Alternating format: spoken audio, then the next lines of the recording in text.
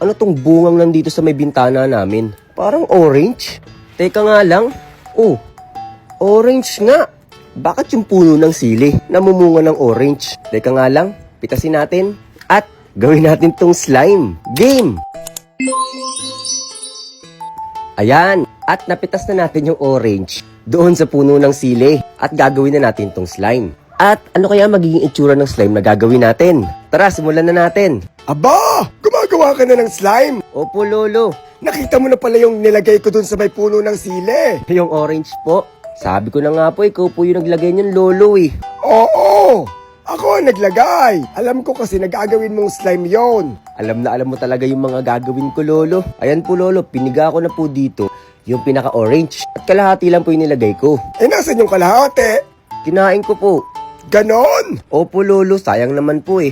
So, ang gagawin po natin ngayon, Lolo, ay ready na po natin itong lagyan ng activator. Dahil napaghalo ko na po yung pinaka-orange at yung pinaka-glue. Yan, at iintayin po natin itong unti-unting mabuo. Halo-halo lang! Ikot-ikot! Mekos-mekos, Lolo.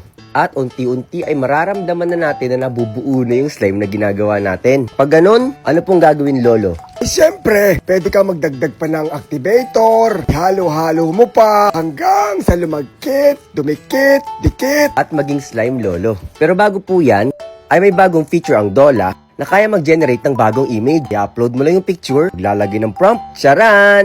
Ang ganda! Kaya ano pang hinihintay ninyo? Mag-download na rin kayo ng Dola. Ayos to!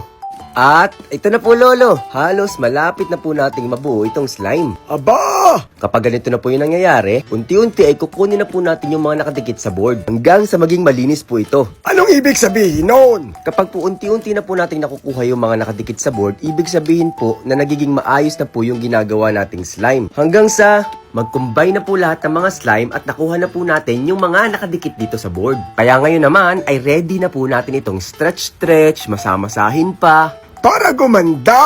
Oh, di ba, Lolo? Tama po kayo dyan. Tapos na ba? Lolo, hindi pa po. Konting-konti na lang po ito.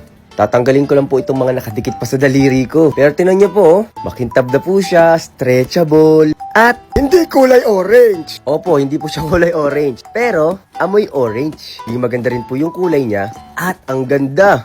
Tama! Oh, tingnan niyo po, Lolo. Tapos na po itong slime na ginagawa natin. Stretchable, glossy. At super lambot! Pakita na po natin sa kanila. Taran! Tapos na ang ating orange slime.